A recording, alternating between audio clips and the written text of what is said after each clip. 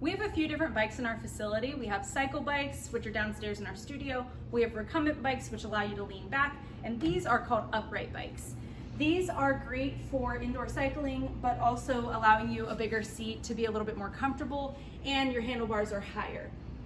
There's one adjustment you need to make, and that's for your seat height. You want it to come to about your hips. And so this one's a little bit tall for me. So this orange button or lever is, you're going to squeeze it and it will rise and lower. I'm gonna wait until it's at my hip height, release, and let it lock into place.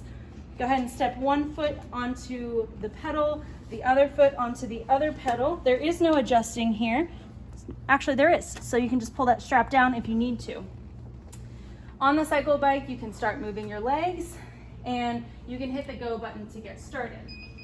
You can adjust your resistance, which makes it harder against the legs, by either using these buttons here, up and down. You can use the buttons here at your hands, up and down, or you can use your screen here.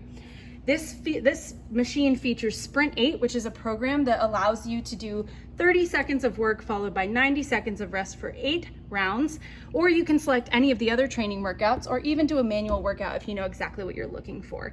I did want to point out a few more features on here. We have cup holders as well as a fan and a charger or a USB port for anything that you might use it for, like a phone charger.